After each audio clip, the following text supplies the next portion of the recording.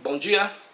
Hoje nós mais uma vez estamos aqui para falarmos sobre a nossa reflexão e eu gostaria de ler alguns textos com vocês hoje e pudéssemos meditar nisso aí, tentando compreender o mover de Deus, os caminhos que Deus tem que não são os nossos caminhos. O texto de Isaías nos diz que os caminhos e os pensamentos de Deus são mais elevados do que nossos pensamentos, nossos caminhos. Então a gente às vezes acha que é de uma maneira e não acontece como nós queremos. No texto da carta de Pedro, na segunda carta de Pedro, no capítulo 3, no verso 8 ao 9, Pedro está escrevendo e ele diz algo para nós assim: há todavia, no versículo 8, capítulo 3 da segunda carta de Pedro, há todavia uma coisa, amados, que não deveis esquecer. Ele vai explicar o que é. Que para o Senhor, um dia é como 1000 anos, e 1000 anos como um dia. Não retarda o Senhor a sua promessa, como alguns a julgam demorada. Pelo contrário, ele é longânimo para convosco, não querendo que nenhum pereça, senão que todos cheguem ao arrependimento. Então Deus aqui está falando aqui, o Pedro falando que Deus ele é longânimo.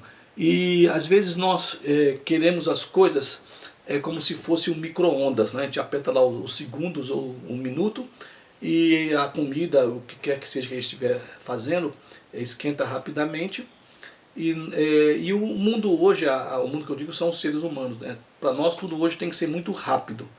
E às vezes nós não entendemos que a comida ela fica muito mais saborosa quando nós lembrarmos do fogão a lenha, e que demora para ser cozinhada a comida, mas ela fica muito mais saborosa. Só que o fogão a lenha nós temos que procurar a lenha, nós temos que colocar no fogão, nós temos que acender, soprar, abanar, o que quer que seja, para que os gravetos, a lenha, pegue fogo e ali nós possamos fazer a comida.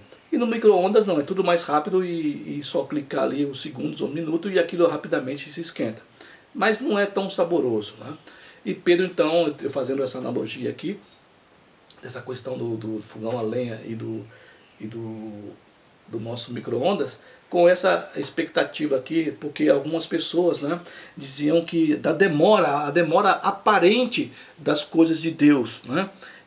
Então alguns acham que a promessa de Deus, aquilo que Deus prometeu, aquilo que Deus fala, demora muito, é muito demorada. Mas o texto continua dizendo que Deus é longânimo, que Deus ele estende essa bondade dele para que todos aqueles que conheçam a Ele ou não conheçam, possam chegar ao arrependimento.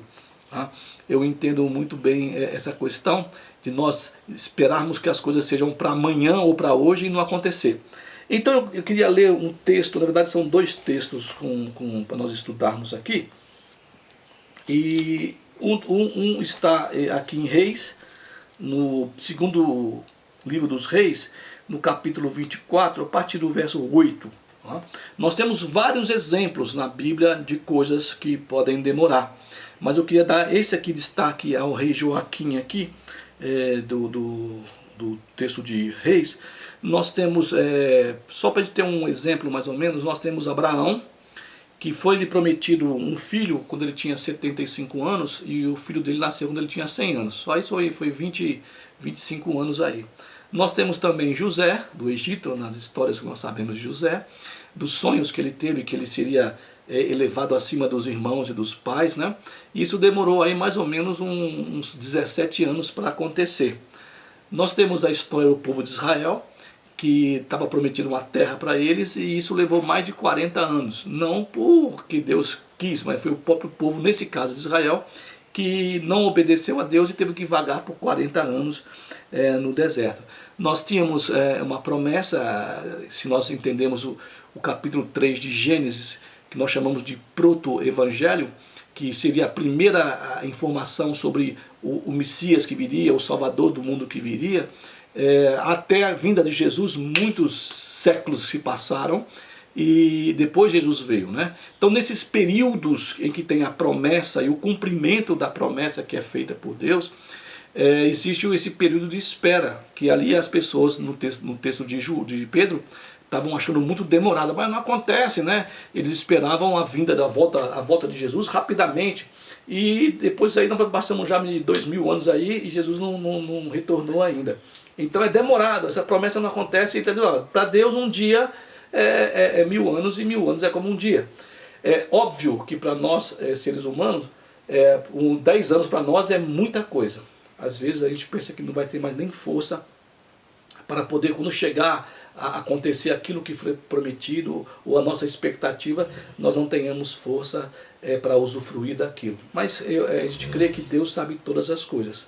Então nós temos esse texto aqui, quando Nabucodonosor invadiu a terra de Judá e Jerusalém, a cidade, a capital no caso, eu creio que foi na segunda invasão dele que ele entra na terra da Judéia, e tinha lá o rei Joaquim. E Joaquim aqui no texto diz que ele tinha 18 anos. Em outros textos diz que ele tinha 8 anos. Então nós não sabemos qual é o certo aqui, mas aqui está 18 anos, vamos usar isso aqui que está na Bíblia Revista e Atualizada aqui. De idade quando começou a reinar, e reinou 3 meses sobre Jerusalém. Sua mãe se chamava Nesta e era filha de Eunatã de Jerusalém. Fez ele o que era mal. Olha só, ele não era um bom rei de Israel. Na verdade, os reis de Israel, a maioria, pode-se dizer que 2 ou 3, entre eles Ezequias e Josias, foram reis bons, né? Mas a gente vê aqui algumas coisas, alguns erros também. Nós somos seres humanos e nós erramos também. E vemos erros de Josias e vemos erros também em Ezequias. Mas a maioria dos reis, tanto do reino do sul de Israel, que é Judá e Jerusalém, quanto no reino do norte de Israel, foram reis que fizeram coisas erradas e que não seguiam aquilo que Deus queria que ele seguisse. E aqui no versículo 9 nos diz que o Joaquim fez ele o que era mal perante o Senhor, conforme tudo quanto fizera o seu pai. Então ele fez o que era errado diante do Senhor. E naquele tempo subiu o servo de Nabucodonosor, o seu exército, Nabucodonosor, rei da Babilônia, a Jerusalém, e a cidade foi cercada. Eles subiram porque Jerusalém ele está a uns 800 metros acima do nível do mar. São Paulo aqui nós estamos a 700, 720 metros acima do nível do mar. Então você não vai a Jerusalém, você sobe a Jerusalém, né? E foi cercado aqui. E Nabucodonosor, ele foi, o rei de Babilônia, ele foi até a cidade, no versículo 11, com os seus servos, e sitiaram então a cidade. Então subiu esse rei, o Joaquim, e encontrou-se com o rei da Babilônia, ele, sua mãe e seus servos, seus príncipes e seus oficiais, e o rei da Babilônia. No 8º ano do seu reinado, o levou cativo. Então Joaquim, junto com o seu séquito ali, foi deportado, levado preso, cativo para a Babilônia. Né? E passou um bom tempo. O que eu quero destacar para nós aqui é que ele era alguém que fez mal perante o Senhor, né? Conforme tudo o que fizeram ao seu pai. Então ele não seguiu os caminhos de Deus, e que Deus queria que ele seguisse. E então ele vai ser cativo.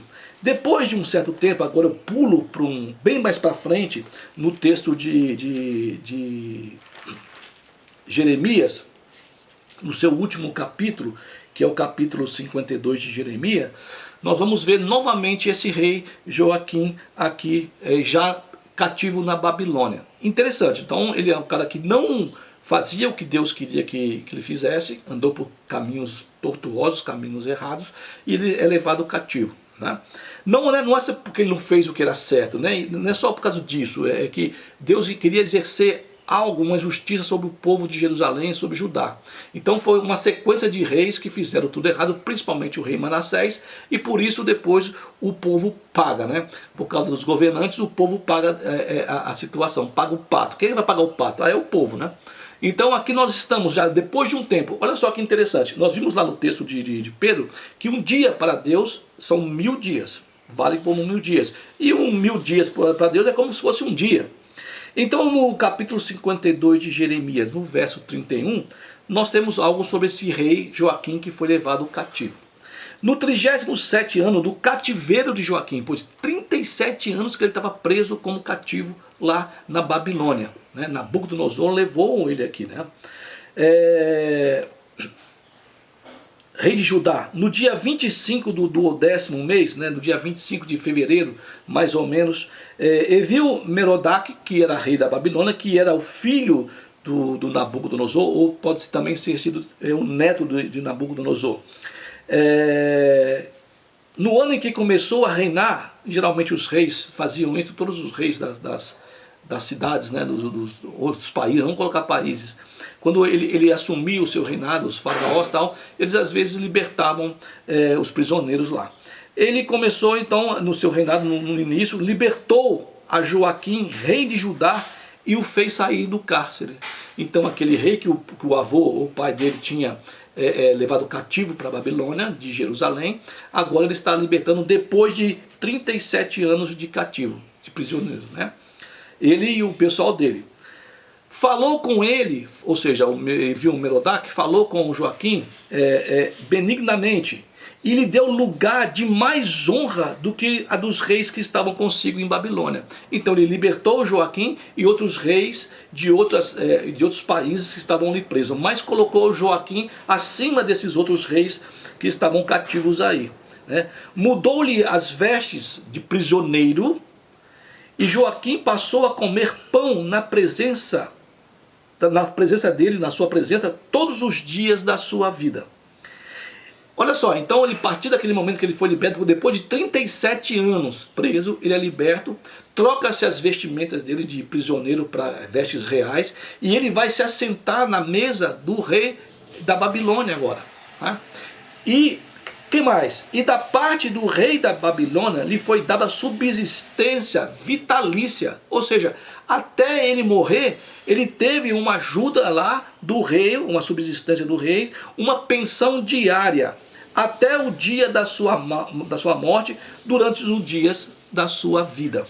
E eu estou falando aqui de alguém, não é alguém que fez o que era reto diante de Deus. Não era uma pessoa que parece-nos que não era muito boazinha. E ele então é levado para cativo, mas depois de um tempo, isso levou 37 anos, né? O que será que poderia ter acontecido nesses 37 anos dessa experiência do Joaquim como prisioneiro ali do rei da Babilônia? Passou Nabucodonosor, depois passou o filho dele, e agora aqui o neto provavelmente de Nabucodonosor, e ele cativo, né? Mas ele é elevado, né? Ele sai do seu cativeiro e é colocado junto à mesa do rei. Bom, se um cara mau, né? Deus tem misericórdia, não esquecendo que o Pedro, ele fala lá que Deus era o quê? Ele é benigno, né? Longânimo, né? Não retarda o Senhor a sua promessa, como alguns a julgam demorada, né? Pelo contrário, ele é longânimo, né? De longo ânimo, né? O tempo para ele aqui não tem tempo para ele, e ele é bom, misericordioso. E ele é um Deus que gosta de perdoar, ele tem prazer, um texto bíblico diz que Deus tem prazer em perdoar. Então, às vezes nós queremos as coisas, desejamos e temos até promessas de algo acontecer, e isso demora muito, né? Demora muito os nossos filhos crescerem, demora muito as coisas acontecerem, e nós achamos então que as promessas de Deus não serão cumpridas. E eu estou dizendo aqui, usando esse texto do Joaquim, que apesar dele ser uma pessoa que não se preocupava com Deus, que ele não queria saber de Deus, e nós não sabemos depois o que aconteceu nesses 37 anos de cativeiro, se ele se arrependeu, se ele colocou a vida dele diante de Deus, se ele reconheceu Deus como seu provedor, o seu Deus e tal. O que houve no coração desse homem, o que houve no seu pensamento, ele era um jovem ainda de 18 anos, né? E poderia ser essa mudança. Mas nós vemos pelo texto que esse cara foi resgatado da sua prisão, do seu cativeiro, e foi colocado na mesa com o rei para comer. O texto bíblico dos profetas, Jeremias, Isaías, diz que Deus ele levanta o abatido e abate o soberbo. Deus derruba reis e levanta pessoas simples para reinar. Então esse é o Deus que faz essas coisas. Então o que talvez venha nos faltar sejam esse entendimento do que Deus está falando, e as suas promessas elas estão contidas, alguns dizem 7.000, outros dizem 8.000 promessas dentro do texto bíblico para cada um de nós aí no caso, e nunca não acontece o que eu quero. Agora nós temos também que entender que muitas coisas que nós queremos para nós não sabemos que isso vai ser ruim para nós lá na frente. Tá? E nós achamos então que o nosso desejo ele é o mais perfeito, é o mais correto, e às vezes ficamos até zangados com Deus, por Deus não dar aquilo que nós queremos, aquilo que nós desejamos. Mas mal sabemos nós que aquilo que nós desejamos, muitas vezes com grande ardor no nosso coração, aquilo é prejudicial ou será prejudicial para nós. Mas Deus, Ele sabe, né? Então, essa questão para nós, e é difícil para nós compreendermos e aceitarmos, porque um ano para nós é rapidamente. Se você for ver aí o tempo que nós temos para viver, são poucos dias, né? Se você viver, no meu caso, mais 20 anos aí, eu posso, se Deus me der essa oportunidade, são aí pouco mais de quantos mil dias aí? 10 mil dias? É assim, ó, é rápido, né? Então nós queremos as coisas através do micro-ondas e não queremos as coisas através do fogo a lenha. Nós queremos aquilo que Deus nos prometeu para amanhã. E muitas vezes nós ainda não estamos preparados. Então essa história aqui, esse contexto do rei Joaquim, que lá em 2 Reis foi aprisionado, levado para o cativeiro com 18 anos, e depois de 37 anos aqui, ele está sendo levantado, alçado a sua situação de cativo, a sentar à mesa do rei. E não é só assentar na mesa do rei. Ele não só comeu ali com o rei e tal, ele também teve uma provisão diária, um sustento diário. E como ele é rei, não foi só ele, né? E aí estavam os seus familiares também junto, aqueles que estavam vivos, e os seus servos também tiveram participação na bênção que o Joaquim estava recebendo do Evil Merodach, né? Então, ele teve esse sustento para o resto da vida dele, de todos os dias, uma provisão diária de alimento, de tudo para ele e os seus conservos ali, a sua família. É o que Deus mudou a história deste homem. Deus pode mudar a sua história, Deus pode mudar a minha história, Deus pode fazer maravilhas, mas sempre nós entendemos, né? E entendemos que não é no nosso tempo, não é quando nós queremos, é no tempo de Deus, que 1000 dias para Ele é como um dia e um dia é como 1000 dias. Ele pode resolver agora, ou daqui a 20 anos, ou daqui a 37 anos, quando pode resolver amanhã ou hoje mesmo.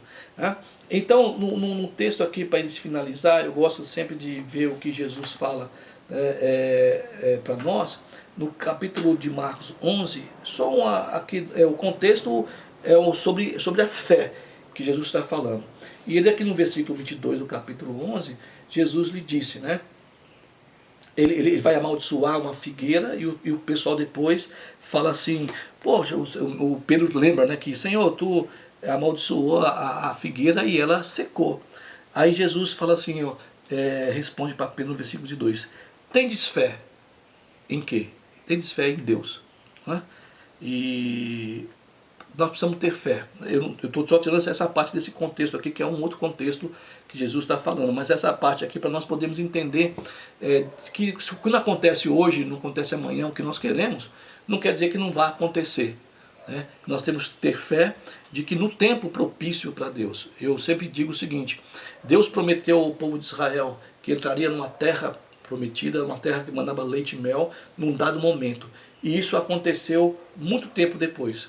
Nesse período aqui, porque Deus diz para ele que ele ia destruir uns povos que não o amavam, no caso, mas Deus foi longânimo. Dessa promessa até acontecer aqui, levou mais de 800 anos. Nós passamos por Moisés, nós passamos pelo Josué, passamos pelos juízes, e para depois entrar no juízo e ter a terra e possuir, lutar pela terra. Mas por que essa longanimidade, essa benignidade que Pedro fala lá no texto dele? É porque, para mim, é o meu pensamento, o meu estudo no caso, ele estava dando chance para essa turma, desses povos, poderem se voltar para ele. Né? Mas eles não quiseram, não se voltaram. Até o povo de Israel também não quis muito servir a Deus, né? Tanto é que eles passaram 40 anos no cativeiro. Mas no tempo que ele promete, ao tempo que vai ser prometido, existe esse tempo de Deus. Não é o nosso tempo, é o tempo de Deus. Nós podemos insistir para que Deus dê nesse meio aqui, podemos, e Deus pode até dar. Mas entenda bem que quando nós impedimos e nós entramos e queremos, que Deus pode dar aqui no meio dessa promessa ao cumprimento dela, daqui no meio, certo?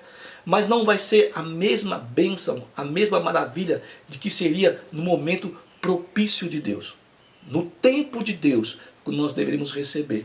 Então o Joaquim não era merecedor, pelo texto de Reis, era um mau rei, ele não era merecedor, certo? Mas nós não sabemos o que passou na cabeça dele nesses 37 anos, para depois Deus, lá em Jeremias, ele poder ser elevado para sentar na mesa com o seu rei, que era, no caso, até o seu algoz, e tornou-se amigo dele. Então, nós não sabemos, eu não sei o que pode acontecer, o que Deus tem, né? Mas o que Deus tem para mim e para você é o melhor para nós. O pensamento dele é sempre o melhor para nós. Então, que você possa entender o Pedro, um dia, 1000 anos, um dia, um ano, 1000 anos, um dia, que é a questão do tempo de Deus. Que você possa ter fé, como Jesus falou, tenha fé em Deus, né? De que Ele é capaz. Que apesar de nós sermos maus, nós somos maus, todos nós. Não existe ninguém bom, só existe um que é bom, que é Deus. O próprio Jesus fala isso. Deus tem o melhor para nós. O rei era ruim, era mau, mas Deus teve compaixão, misericórdia dele, e ele se assenta diante do rei e come e tem a sua provisão diária até o fim da sua vida. E nós somos maus, e o texto bíblico nos diz, sendo nós inimigos de Deus, inimigos dele, ele nos amou a si mesmo. Então ele tem o melhor para você e o melhor para mim. Que você seja abençoado, que a sua família seja abençoada, que você nesse final de semana, nesse domingo que se está terminando, seja um ótimo domingo, que amanhã, segunda-feira, que é o nosso dia 10, né, possa começar a ser uma semana abençoada para você, e que os seus planos Deus possa olhar, ver, ouvir, e segundo a vontade dele, no seu pedir para ele, Senhor, não segundo a minha vontade, mas segundo a tua vontade para mim, que possa acontecer. Fique em paz, Deus abençoe a sua semana.